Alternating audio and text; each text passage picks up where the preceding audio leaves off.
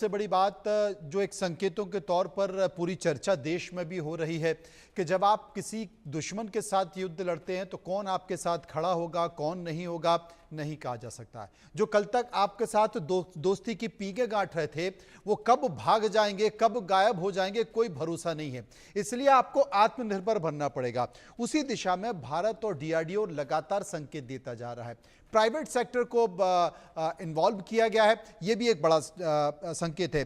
T-55 और T-90 के जो गोले हैं, अब उनका निर्माण भी भारत में बनने के लिए एक अच्छे संकेत के तौर पर देखा जा रहा है।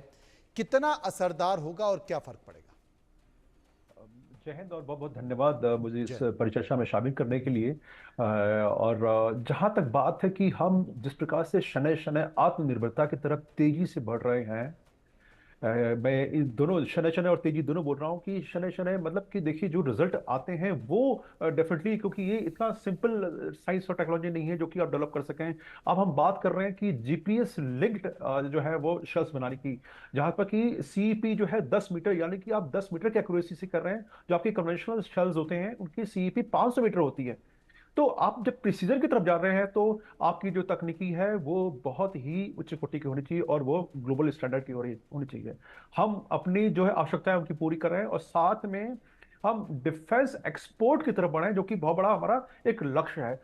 एक और मैं मदद की बताना चाहूंगा, जो भारतीय शेल बन रहे हैं 155 मिलीमीटर आर्टिलरी एमुनिशन के, उनकी कीमत मात्र 300-400 पर शेल, डॉलर पर शेल है। जो कि वही बाहर से हम जब लेते हैं यूरोपियन कंट्रीज से, और जो देश इसमें है जर्मनी और फ्रांस, ये लोग जो है उसी गोले शेल के 3,000 से 4,000 डॉलर लेते हैं, यानी कि लगभग 10 गुना से ज्यादा जो है कीमतें हैं। तो किस प्रकार से हम अपनी फॉरेन एक्सचेंज बचा रहे हैं और किस प्रकार से हम अपने जो प्राइवेट और जो पब्लिक सेक्टर्स के अंदर, स्पेशली डीआरडीओ का मैं उल्लेख करना चाहूंगा कि जिस प्रकार से उन्होंने इस दिशा में कदम बढ़ाया है और जो मील के प्रस्तर हासिल किए हैं वो काबिल तारीफ है।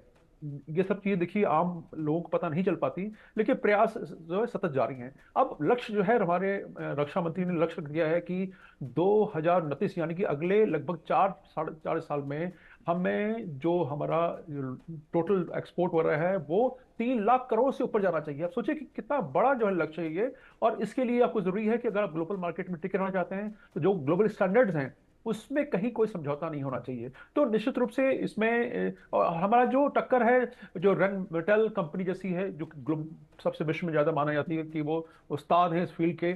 और जैसा मैंने पहले जी। जिक्र किया कि ये कॉम्प्लेक्स सिनेरियो है। रशिया यूक्रेन वॉर में लगभग 90 से 1 लाख गोले का प्रयोग किया गया है 2-4 दिनों के अंतराल में। जी। लगभग 30,000 गोले एक एक दिन में दागे गए। इस क्षमता पर हम जब जाते हैं तो प्रोडक्शन की रिक्वायरमेंट सोचिए आगे क्या हो सकती है।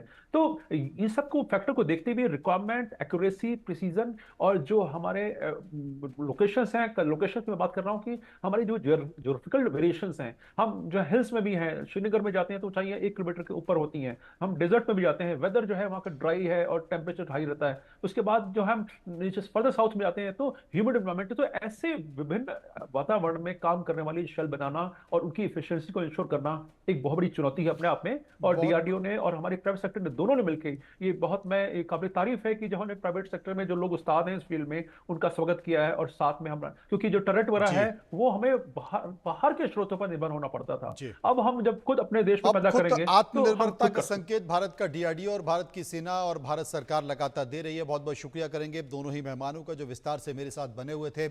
आगे बढ़ते हैं, बात करते हैं एक बड़ी खबर।